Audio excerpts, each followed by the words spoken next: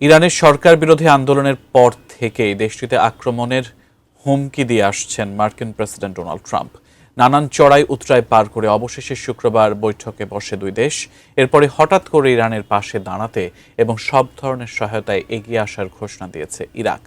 ট্রাম্পের হুমকির মাঝে মধ্যপ্রাচ্যের এই নতুন সমীকরণ আসলে কিসের ইঙ্গিত?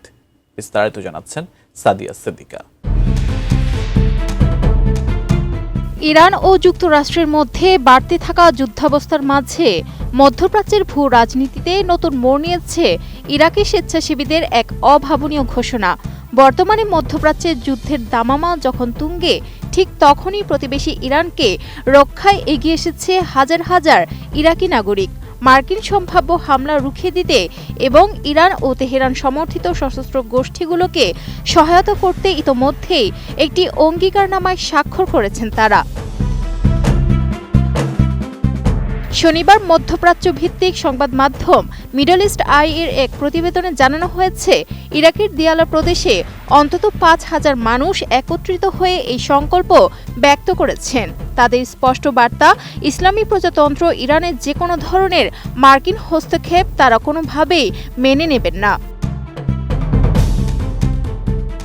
এই স্বেচ্ছাসেবীরা যৌথ বিবৃতিতে জানিয়েছে, তারা কেবল ইরান নয়, বরং ইরাকের নিরাপত্তা বাহিনী এবং পপুলার মোবিলাইজেশন ফোর্সেসকেও সব ধরনের সামরিক ও কৌশলগত সহায়তা দিতে প্রস্তুত।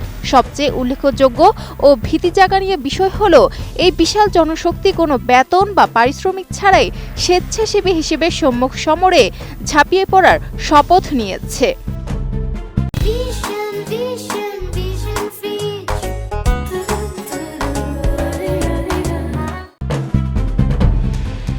ইরাকিদের এই গণস্বাক্ষর ও যুদ্ধের প্রস্তুতি এমন এক সময় সামনে এলো যখন হোয়াইট হাউস থেকে একের পর এক কঠোর হুঁশিয়ারি আসছে।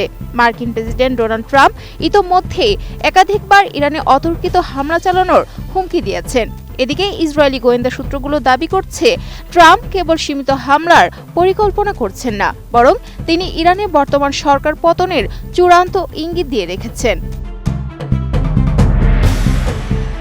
বর্তমান পরিস্থিতির ভয়াবহতা স্পষ্ট হয় পারস্য উপসাগরে মার্কিন রণসজ্জা দেখে। ইরানের উপকূলীয় জলসীমার অত্যন্ত কাছাকাছি অবস্থান নিয়েছে যুক্তরাষ্ট্রের শক্তিশালী বিমানবাহী রণতরীগুলো। পাশাপাশি ইসরায়েলও প্রকাশ্য ঘোষণা দিয়েছে, তারা যে কোনো মুহূর্তের যুদ্ধের জন্য সম্পূর্ণ প্রস্তুত। বিস্ময়কর বিষয় হলো, একদিকে যখন পর্দার আড়ালে যুক্তরাষ্ট্র ও ইরানের মধ্যে কূটনৈতিক আলোচনার চেষ্টা চলছে, ঠিক তখনই রণক্ষেত্রে বাজছে যুদ্ধের ঘণ্টা। ইরাকি নাগরিকদের এই সংহতি মূলত ওয়াশিংটনকে একটি শক্ত সতর্ক বার্তা দিচ্ছে। যদি ইরান আক্রান্ত হয়, তবে এই সংঘাত কেবল নির্দিষ্ট কোনো সীমানায় সীমাবদ্ধ থাকবে না, বরং পুরো অঞ্চলের প্রতিরোধ যোদ্ধারা ঐক্যবদ্ধ হয়ে মার্কিন স্বার্থের বিরুদ্ধে রুখে দাঁড়াবে। ইরাকিদের এই স্বতঃস্ফূর্ত অংশগ্রহণ মধ্যপ্রাচ্যে মার্কিন আধিপত্যের বিরুদ্ধে এক শক্তিশালী দেয়াল হিসেবে দেখা হচ্ছে। যদি সত্যিই কোনো সংঘাত শুরু হয়, তবে এই হাজার হাজার আদর্শিক স্বেচ্ছাসেবীর উপস্থিতি পেন্টাগনের সামরিক হিসাব নিকাশের চিত্র পাল্টে দিতে পারে। Sadia Siddika, ATN news.